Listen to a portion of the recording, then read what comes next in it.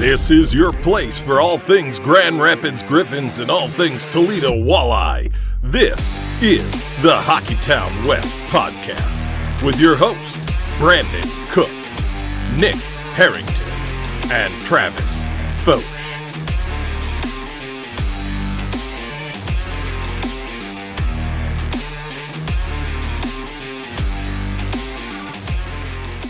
Well, it was fun covering hockey in June, boys, but it was pretty short-lived, eh?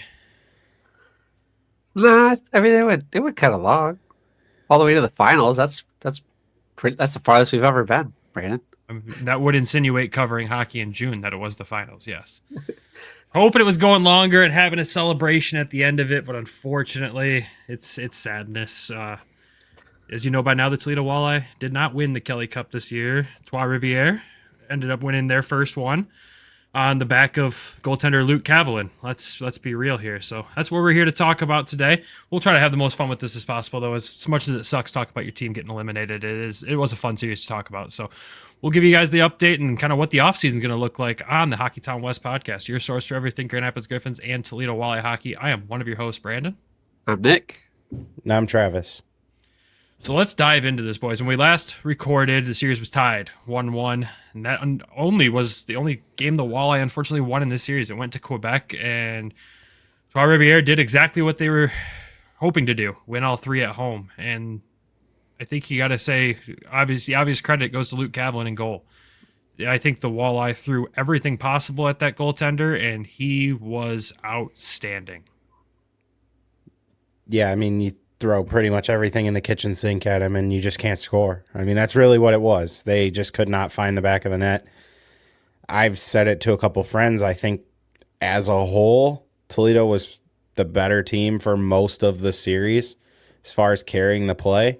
Yeah, the Lions had moments and they took advantage of their moments at times, and there were moments where they didn't score. But if you look at it, they played, I would say, what was it, 15 periods of hockey. The Lions were better, I would say, for 4 of them. Like the entirety of game 2 and the first period in game 3. And ultimately, that's just kind of what it was. I mean, you look at Toledo, like game 5, like Toledo dominated that entire game. Like, they just couldn't score. And even in the other 2 games in Quebec, it was just a matter of they couldn't score. They were chasing it right away in game 3. Game 4 was just another one of those nights where it's like they'd get it close and then it wasn't in the cards. Like, and it's tough. It sucks. It's our 3rd time going through this. It's your guys' first time going through this. It's my 3rd. So it's hard. It sucks. But, you know, for effort-wise, you cannot be mad at how this team competed. They competed their asses off, and that's the biggest thing. It's not like they got walked in 4 or 5 games. Like, I'm going to say it again. I think Toledo carried most of the play in that series. They just couldn't score. Yeah, the scores weren't really didn't really define the games at all, I thought. I mean, you're seeing some of these of like game 5 was a 4-1 loss, but you got an empty netter. You got an empty netter in there. Game 4, like, again, 3-1 loss. There was an empty netter in that one as well. Like, it's just, they threw everything, like Trev said, the kitchen sink. I think they threw a bathtub at this kid. Like, the kid was literally seeing everything. Like, they're not seeing everything. Like, there was a couple of blocks, there was a couple of screens, but like, he was getting to every puck that was thrown at him. It was just insane to see. Of like, game 5 was shots of 49-25. At one point, Toledo had tripled him up and still could not solve this guy. And it's just it was just amazing performance by this hot goalie. And I wish I would have did more research on him before the series started. And then after hearing some stuff at game 5 on him, and I was like, okay. And I started deep diving a little bit on him, but just hats off to that kid. Just phenomenal performance from him. And that was kind of our worry going into this. And it's not like he wasn't tested in the series before with Florida. Like Travis, you said at that time too, like Florida outplayed the Lions in that series and still couldn't figure this guy out. And, we were just kind of hoping with our depth and our play, we would be able to kind of muster a win here, but it sucks. Definitely sucks. It was a fun ride.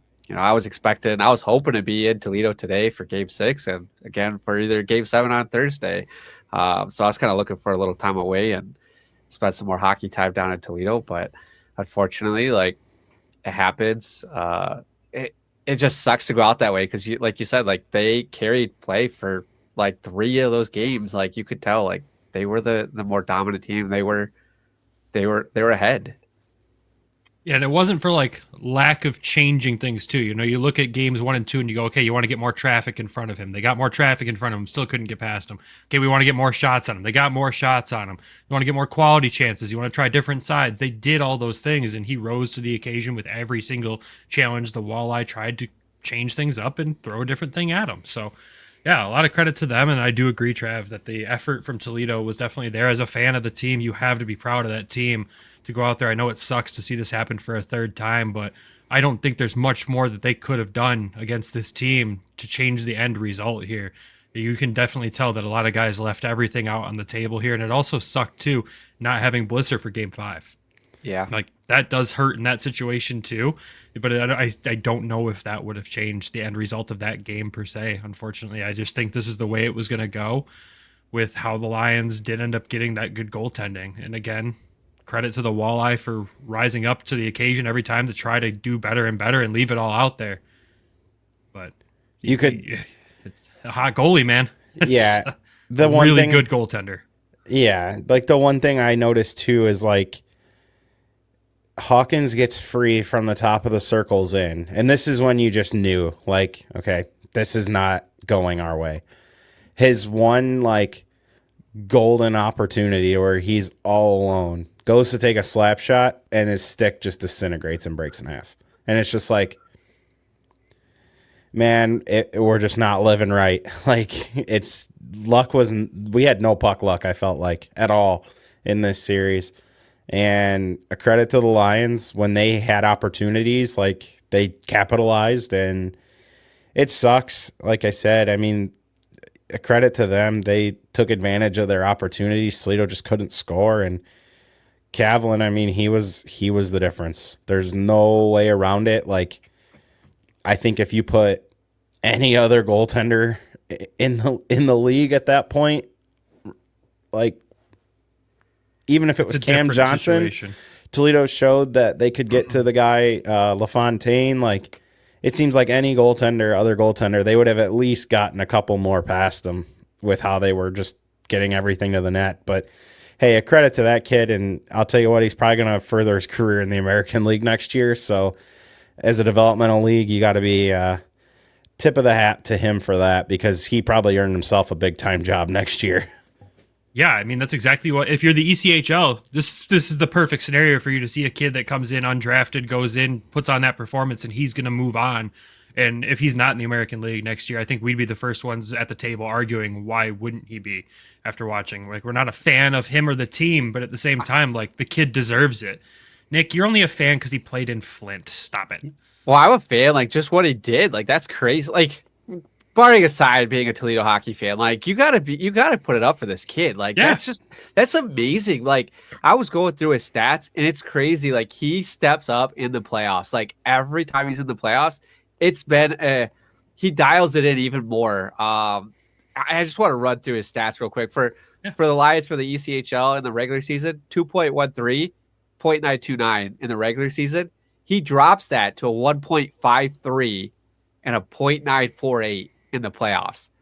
And for ECHL, the year, 2 years before, he was with the Growlers, dropped it again, 2.56 to a 2.36, 0.917 to a 0.925. And then Flint, when he was there, he was 3.16, 2.70, and a 9.10 to a 9.29. Like, it's just insane. He just steps up when his team needs him in the playoffs. And, like, they're not bad regular season stats by any means, but to just dial it up again in the playoffs is just absolutely insane. Especially, like, you think about it, that not all of these teams played the same style as the Lions did. Like, that's a crazy style for them to play. And for him to do it on different teams and still have, like, astronomical numbers like that. I mean, a 1.53 that's absolutely insane. I don't know if we've ever seen that before in the playoffs. I think you call that a gamer. Kid's a gamer, man. He shows up in the playoffs and plays in big games and plays in those big moments. And like we said, he's going to get an AHL deal. There's no way he does not. I can think of so many teams in the American League that would kill to have a goaltender like that. So many. He played for Toronto and he played for Laval, so he was in the Canadian system, like a lot of those Canadian teams' systems. So I would be surprised if he didn't get a deal, to be honest. And I would be, I just hope it doesn't go to the Central Division or like Cleveland or anybody like that, because I feel like this kid could possibly haunt us for the rest of our time. God, don't tell me that. I'm going to have nightmares already. Well, I'm just going to say this as Red Wing fans, like, it sucks. Like, because if you think about the Canadian system, like, they got the kid at BC, they got the kid that came in at the end of the year for the Canadians and played unbelievable. Dovich or whatever. I think it was Dobich, yeah. And then like they got that kid from I think he's at BC. He's a Canadians draft pick.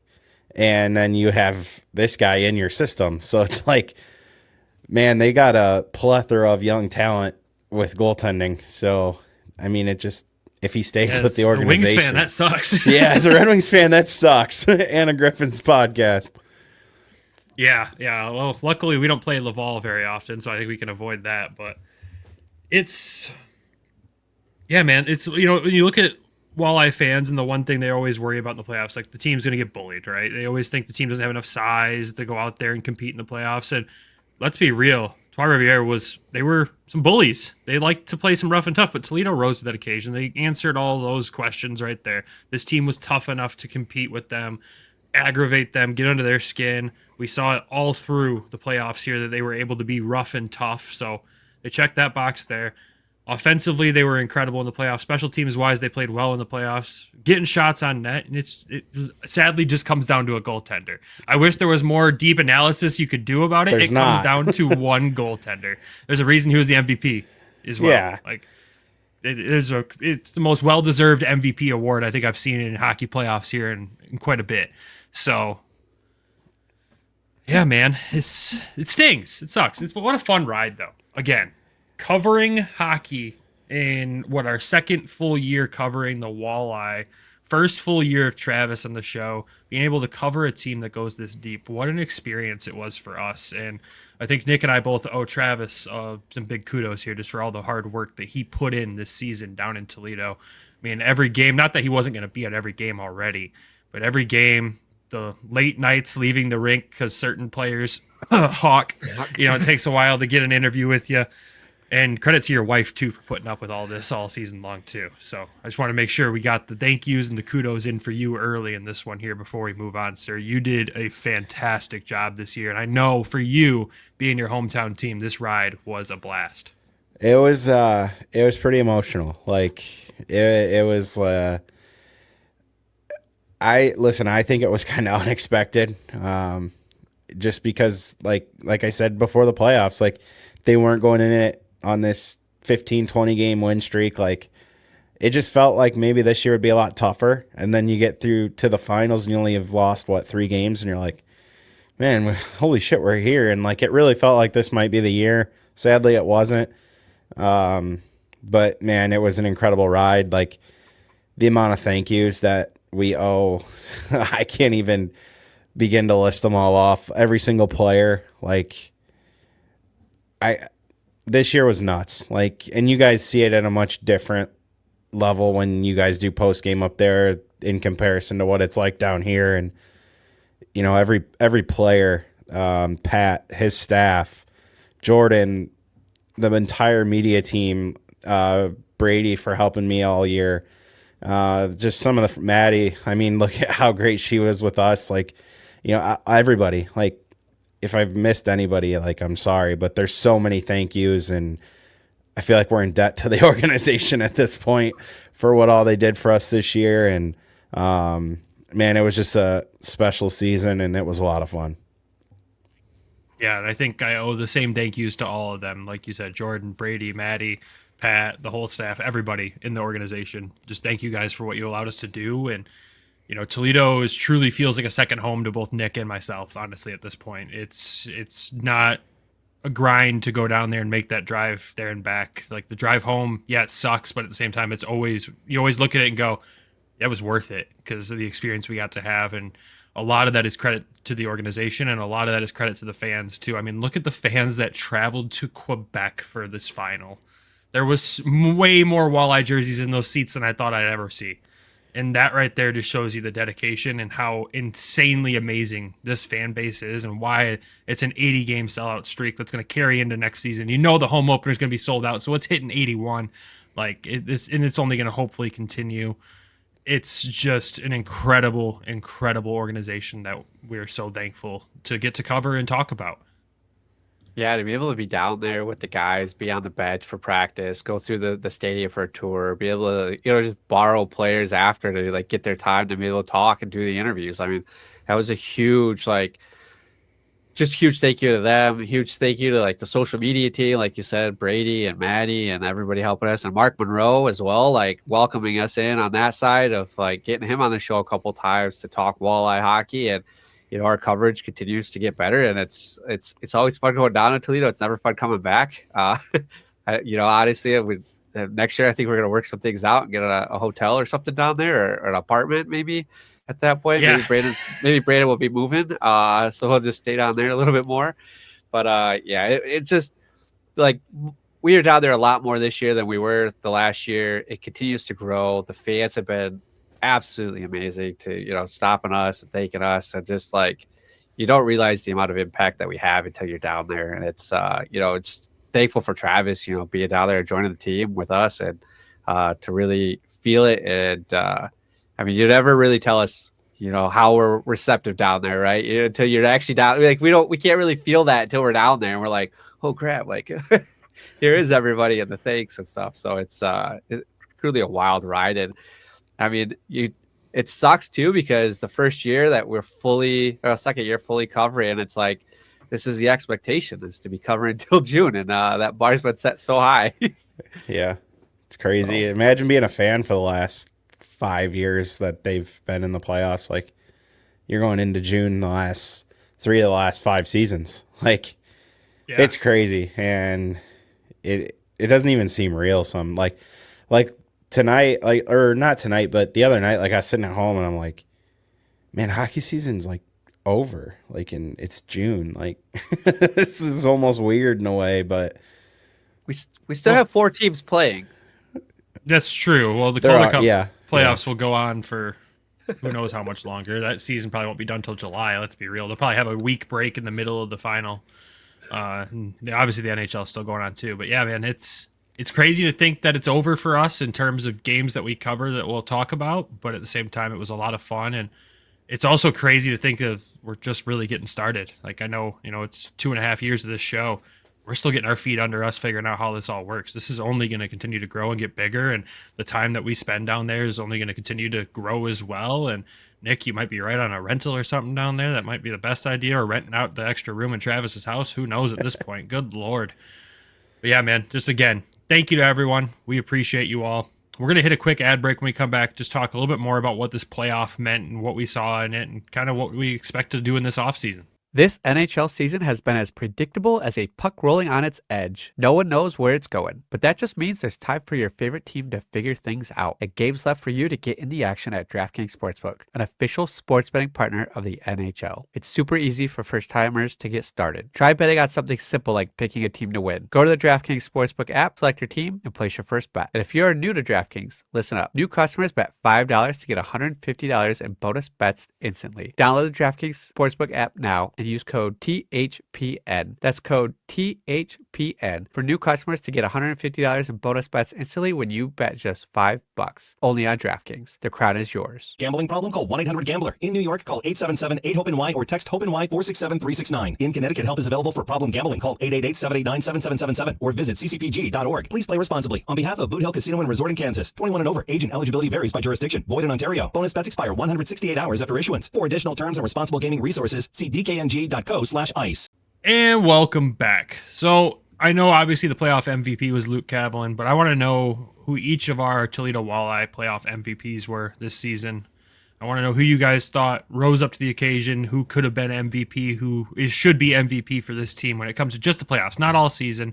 We'll save that for the full season recap episode. We will do a full season recap of the Walleye as well. later on this offseason. But at the same time, just who was the playoff MVP? I'm going to go to Trav first. I feel like he's already thought this one through. Trenton Bliss. Like, I feel like an injury-riddled season, maybe point-wise didn't have the season that, maybe he expected or comparatively to last year. And then this year, man, like in the playoffs, he just took it to a new level. Like so many highlight reel goals, like the one against Indy, like that one will live in my head forever. Like that was one of the coolest plays I've ever seen in person. The way he walked around the guys and just, yeah, he had a hell of a postseason. Sucks he got hurt in game 4 and couldn't go in game 5. But yeah, I think listen, you can rattle off a handful of guys like Hawkins, I think led the team in scoring or was very close to it. But at the end of the day, I think the guy that like ultimately like finally felt maybe himself was Trenton Bliss. I like that one. Yeah, Blisser, 19 games, 9 goals, 13 assists for 22 points, 2 points shy of Hawkins for the scoring title for the team for the playoffs. So, yeah, heck of a playoff for him, man. It was unreal. Nick, who do you got? You're going to hate this, but I'm going to go with Hawk. 24 points. Hate it. I think I know I'm going to get crap from him for this anyway, so I'm just going to go with Hawkins. So I think he did rise up to the occasion. I think he put up some big goals when the team needed him, and he stepped up. My first choice was, I'll be honest, was Trenton Bliss, but Trav, you took him, so I'm going to go with Hawk. But I thought Hawk laid it out there. I'm sure he was battling some freaking injuries there in the finals. But just throughout the entire playoffs, I thought he played really well, stepped up when he needed to, and did well. Hawk's a great choice, man. There's no reason to hate that choice at all. 6 goals, 18 assists for 24 points, and what a leader that man is on this team. The way that he would respond in post-game after bad games, the way he'd respond after good games, the way he'd talk about his team and his actions on the ice. There's a reason that man is Mr. Toledo at this point. Let's be real. So, or Mr. Clean, as I like to call him. Oh, shots fired. He's going to get you for that one. He's going to get you for that one. Oh, yeah, good choice there. He's going to end up taking it out on me, and I'm going to have to, in return, take it out on you. That's normal. That is about how it goes with this show. I'm going to go with one you guys probably wouldn't expect me to pick. If it's a defenseman, there's 2 that are on the table. Matt Anderson. Colin Sawyer. I was going to say, the other one would be Sawyer, man. He had a hell of a playoffs, too. Both of those 2 did. 6 goals, 5 assists for 11 points, plus 6 in the playoffs as a defenseman there, but truly did bring in that playoff experience that he's had with his prior teams to, show the right way of how to do this in the playoffs. Made very smart decisions with the puck on the ice. And I think just his defensive play overall was really underrated because obviously you're looking for the goals, you're looking for the scoring, and he even produced that too in some of his goals. You're just like, how did that puck go in? So at the same time, like, yeah, you could pick the Easies, the Bliss, the Hawks, the leading scorers. You could say Jalen too, leading defenseman in points, but I just think Sawyer brought an element that this team needed because you look at the way the roster was constructed originally and you look at where Redekop would have fitted on the defensive pairings back there, and I think Sawyer filled a really big gap with his experience that played a big role in this team going to the final. So that is my pick there. Moving on from that, I mean, the offseason is going to be weird. The ECHL is crazy, man, because for sure. It's not even a question that it's the last time this roster's played together. And you just kind of wonder what this offseason is going to look like overall for this team. The obvious be-back, right? He's already made the comments online that he's playing next year. Hawk's coming back, but that's the only guarantee at this point. But Travis, the protected list came out the other day, and if you kind of want to explain to fans that might be new to the ECHL what the protected list means and then who is on it. So you can pretty much qualify anybody that was signed to a standard player contract, and then you can go into last year's roster as well, which is why you see like Centazzo, Wilms, Gilmore, McCourt was on there also. I think it was 29 players. Pretty much everybody on the roster, except for the 2 goaltenders, being that they were in, I think, Banel maybe, because they were on Griffins or Red Wings contracts. So I think it was 29, but like Prapavessis was on it. He was on last year's team. So it's basically just protecting their rights in the ECHL. It's basically why Toledo got Matt Anderson this year, because they protected his rights from last year. As we all know, he was with the Marlies. Had he been sent down, he would have had to been traded to Cincinnati, technically, because Pat had his rights, and then he ended up getting released by the Marlies and signed here anyways. So it's really just like a protection list and a negotiating list mainly, I think. But it's pretty well straightforward. Yeah, I mean, it's the ECHL is kind of fun when it comes to being a podcast that covers a team in the ECHL, because signings happen throughout the entire offseason. It's not like where you see the Griffins, you got to wait for, free agency with the Red Wings and all that stuff, and then it goes dead silent for like a month, and then you see draft time and all that stuff happen, and you finally start to see signings, and then there's late season signings that happen during training camp and all that fun stuff. So we'll be talking a lot through the offseason about signings with the Walleye, because it gets to the point where it feels like there's announcing a new player every week, which is great for a show that posts weekly, right? Gives us something to talk about. Obviously, we're going to have other stuff going on in the offseason. We'll talk about that here in a little bit. But the protected list, it always is funny to see some of those names pop up too, because you're like, man, get some of those guys back. Like, I miss Sintazo. That's a good one right there. I miss that guy. Listen, if you watched the post games after Game 5, you got Hawkins in tears, like Spija's in like just state of just disappointment, upset. Like, I think we're going to have a very different looking roster next year. I think that's kind of been hinted at by Pat, like in some of the interviews that he's gave. I think he kind of, like, he even said, like, we know that there's guys that are going to end up overseas. Like, it's just a reality. And listen, that's amazing for them players. They're about to financially get a huge upgrade from where they're at right now. Never fault a guy for doing that ever. And it sucks here. Like Hawkins has said, it's like a one and done year. Like, you pretty much play for here for a year, maybe two, and then you maybe get a AHL deal or you get big money overseas. It's the coast. It doesn't pay a ton of money. You're pretty much playing because you love where you're at or you just love the game in general. So I'm sure there's going to be a few that suck. Like, last year, like Sawchuk, that hurt. Like, It sucked. Like that guy. McCourt, that hurt. Like, they could have used him. Letherman, that one hurt. Like, there's so many that sting every year. So, like, and we don't know, right? Like, we don't know what's going on or who's going where, but I'm sure there's going to be one or two that are like, man, that really sucks. But I think Spigi even said, like, they don't rebuild, they reload. Like, you just know that next year there's still going to be a good team on the ice. It's the craziest part about this league, and looking at the Walleye's success that they've had over these past few years to be able to reload like that and go. And I think I'll ask the question to you, Trev. I think we know the answer, but this is Pat's second season completed now as a coach. The first full season he had the time to tinker with the roster and kind of make it his own. You trust his ability to go build that roster next season?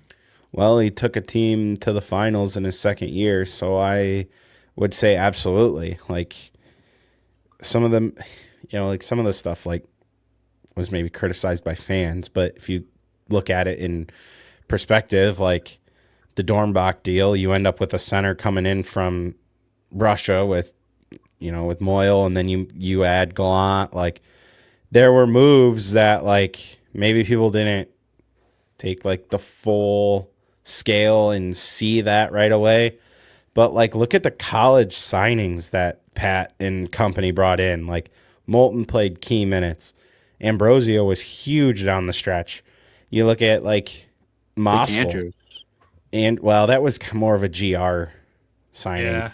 But like, yeah, you're not wrong. But like, the one that impressed me the most is Moskal. I think he's the best face-off guy on the team, and that's not a shade at any of the centers. That dude just wins face-offs. His play, especially in the final, really impressed me. He was growing more and more on me through the playoffs, but in the final, I was like, man, I like this guy. Like, you're right, he doesn't lose face-offs, but like his puck his hockey IQ as those would call it, in any situation. He was just making really smart decisions where I was like, dang, all right. I've really starting to hear your name more and more and more in the broadcast here.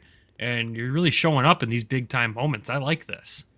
Yeah, and like between the free agents, like the additions that they made throughout the season, yeah, you're always wanting more. Like, of course, you always want more. But like the roster was constructed a way to get deep, and it got deep. Like, you can't complain at all, I don't think. There's only one complaint that's valid. And it was the lack of support from Grand Rapids this year. Yeah, 100%. Like, let's be real. Like, in a perfect world, Seager would have got 5. In a perfect world, probably Hunter would have got 5. And then your roster looks completely different. You have 2 trees coming down here from the Griffins. To add that with Bannell, like, yeah, they didn't get a lot of affiliate help. If you're gonna bitch about anything, that's the thing to bitch about. Like, they didn't get enough help from their affiliate this year, I don't think. And I feel I'm sure shots fired at us. I 100% agree, though. Brandon brought it up. Like, it's just a reality of the situation. It is. Like we've talked loosely about the lack of depth from Grand Rapids and how it impacted Toledo. And I know when you're looking at the Red Wings overall, people don't care what the depth looks like at that level. That no one could care. But when you look at the actual product on ice, like, that is something to care about. It is a really important piece to factor in when you start talking, you know, the Red Wings trading prospects or making these moves and stuff like that. There's a lot more pieces to the picture than just the Red Wings. Like, the team wants success throughout the organization, and we know they're happy with the success that they've seen, but they did a terrible job of setting up Grand Rapids and Toledo with the right depth to move back and forth. You look at one point in the season for the Griffins, Dan Watson had the roster out there that he had because that's all the players he had. That was everyone. He had every healthy skater on the ice that he could possibly have, and that there was no other way around it. So, yeah, depth is something that needs to be worked on this offseason. I think I want to add to that real quick, Trav, is like the one thing people will say, like, it doesn't matter, but it really does. And to further this point is you look at the finals right now. You've got Florida in the finals. You got Charlotte in the AHL finals. You almost had Florida Everblades in the finals in the ECHL.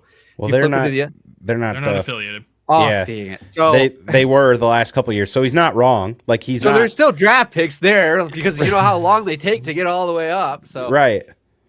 And then you also got Dallas. You got Texas that made it to the conference finals. You got Texas who almost made it they made it to the conference finals as well.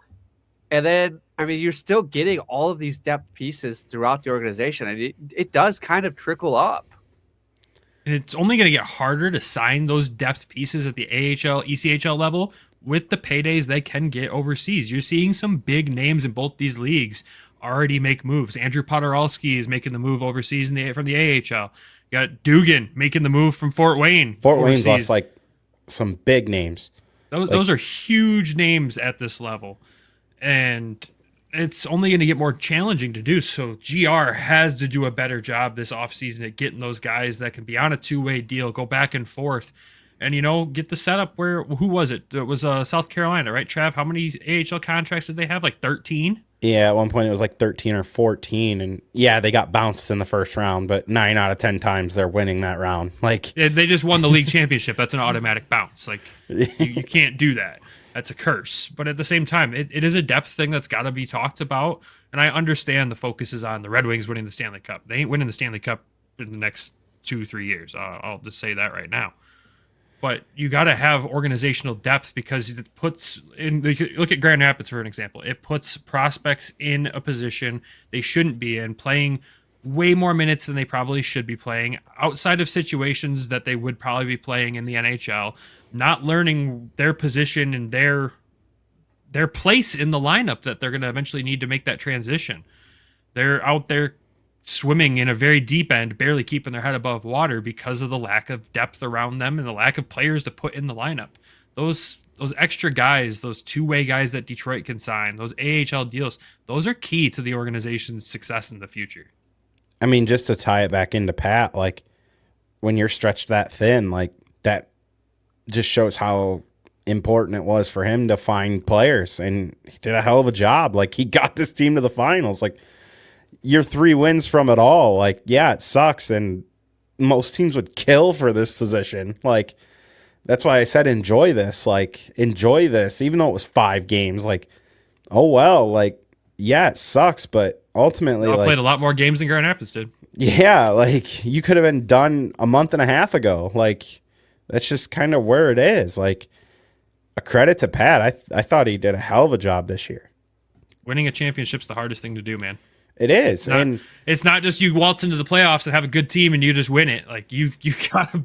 It's so hard. And a lot of things have to go right. Like, and it seemed like for Toledo everything was going right until the finals, and the bounces just didn't go their way, and it happens. Like, it felt like Grand Rapids watching some of those bounces. I'm like, oh, there's the puck luck I'm used to seeing. Oh God, there was zero puck luck for this team in the final. Zero.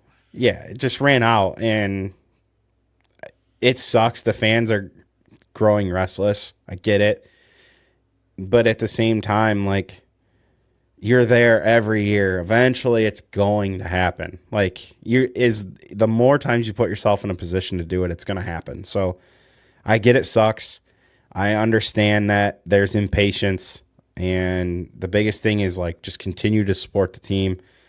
Yeah, you're going to probably complain online, but I guarantee you'll still be in the seats next year. Like, why wouldn't you be? It's going to be a good team again. Right. Like, it always is. So is there really that much to complain about? No. Like, it just, you tip your hat to Calvin, and we'll see you in October. At one point, I want to.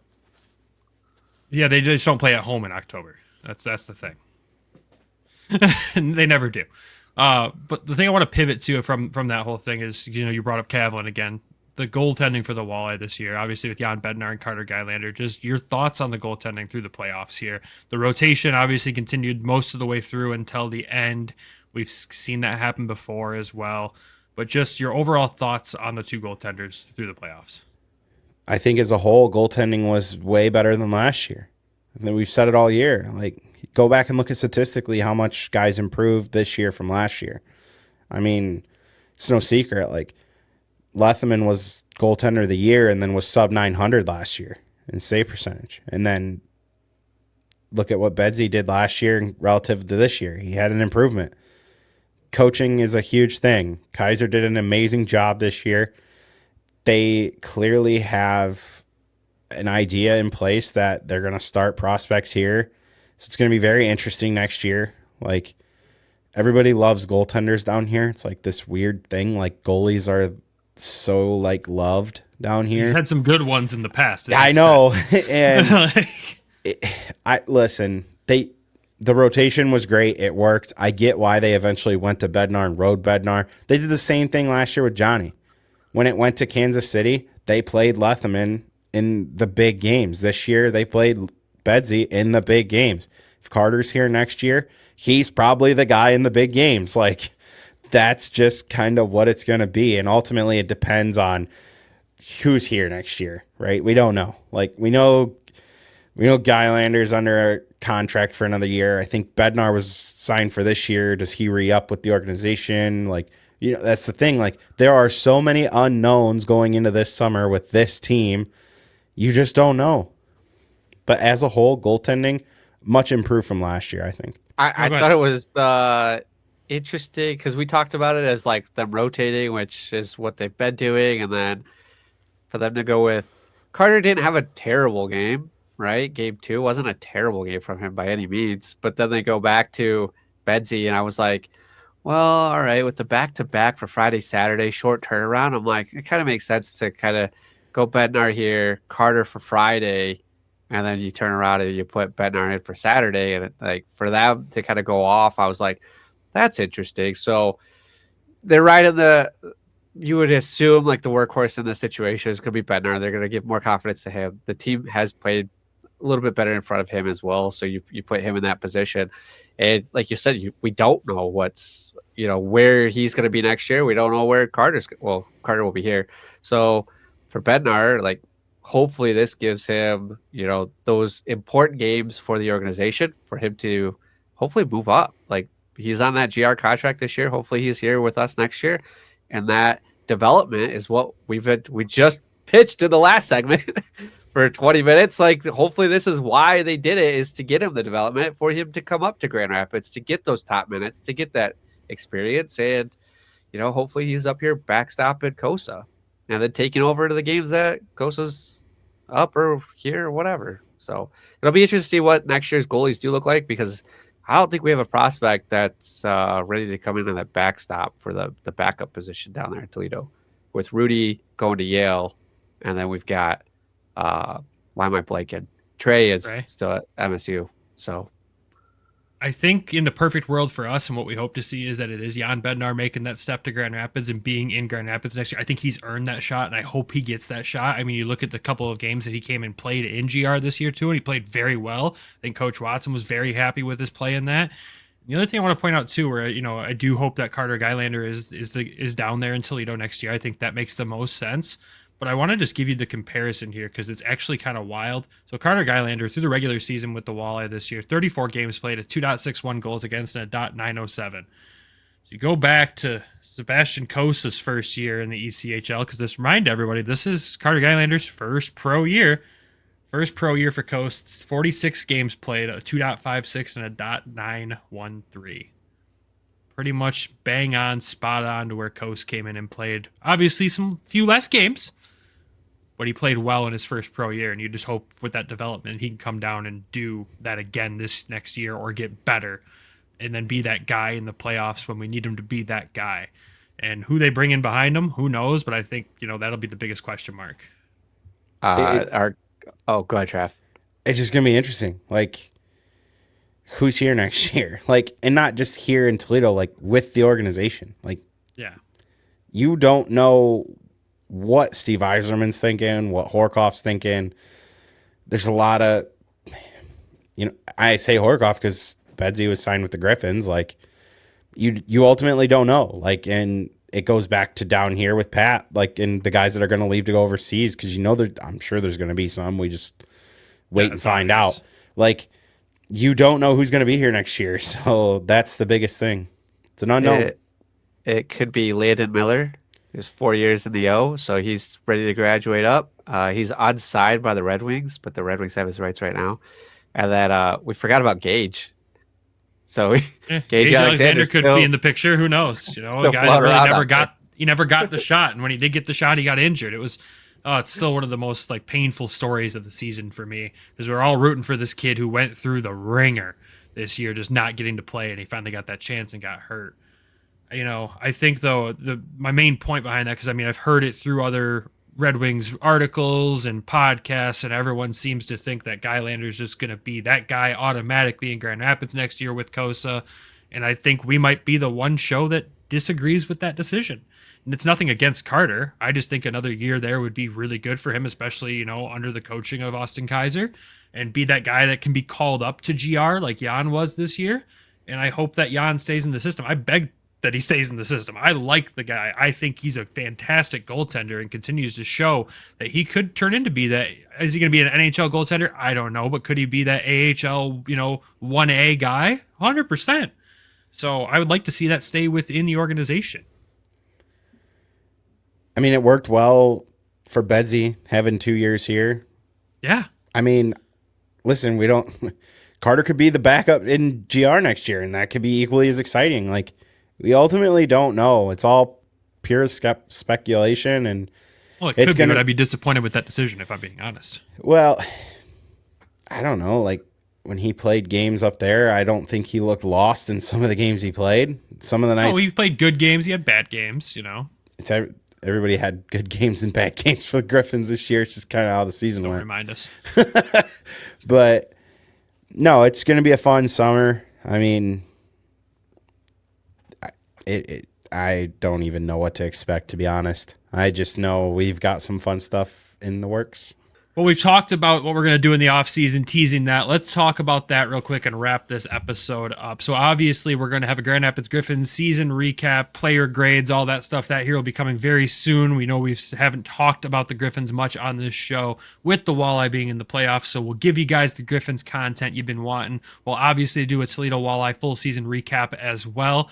And then the rest of the offseason is going to be, obviously news and updates will come out. We'll update those as they happen, but also interviews. We all have big lists that we've sent to the appropriate people to get interviews lined up. You'll have Toledo interviews, Grand Rapids interviews, past Griffins, past Toledo, who knows? We've got a lot of things in the works and a lot of exciting stuff coming your way. We want to keep the content as, relevant as possible. We know off season in the minors isn't the sexiest thing in the world to talk about, but at the same time, we're going to bring you guys stuff that will be valuable and value to you and you'll enjoy. And if there's people you want to hear from, let us know in the comments, shoot us some messages on Twitter or any of the social media places.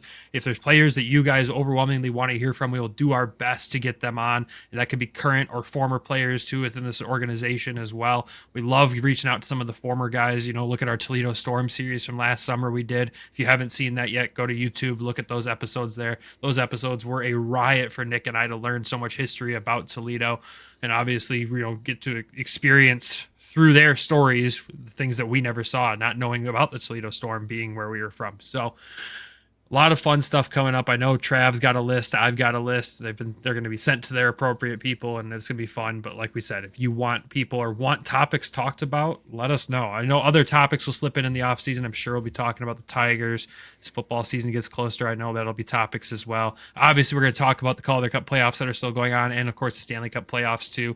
What a riot Game 3 was last night. My God.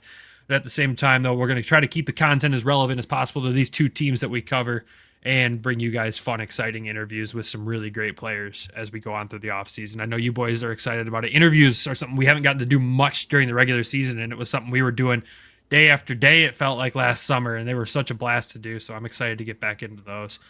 But that's all I have for this one, unless you guys have any final topics you want to address. It's like the Royal Rumble. You never know who's going to show up.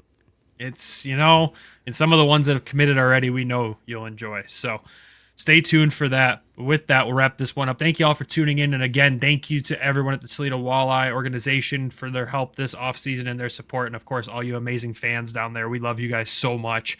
And of course, as always, thanks to our sponsors, DraftKings and Everything Hockey Clothing Company. When you're betting with DraftKings, use code THPN. And when you're shopping at everythinghockey.com, use code WEST. It saves a few bucks off your order, but also supports the show. And of course, we got to thank our Patreon subscribers, because without them, the show would not be possible. And yes, we know we owe you all a Patreon exclusive episode. We will get that out to you guys here shortly with whatever topics we deem necessary. And that one, I'm sure it'll be unhinged, as they always are.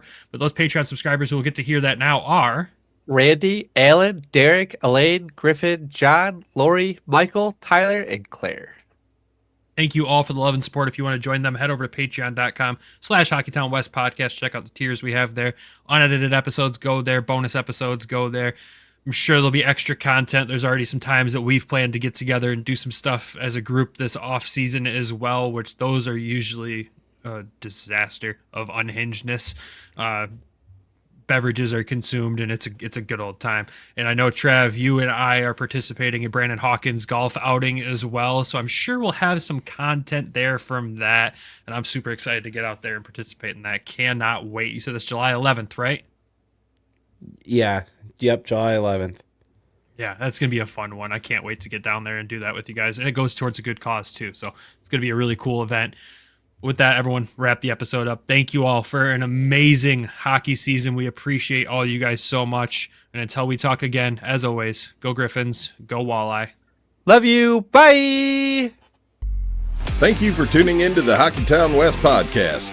Be sure to check us out on Twitter at HockeytownWPod, and your host, Nick at GR Hockey Guy, and Brandon at BrandonGR Hockey.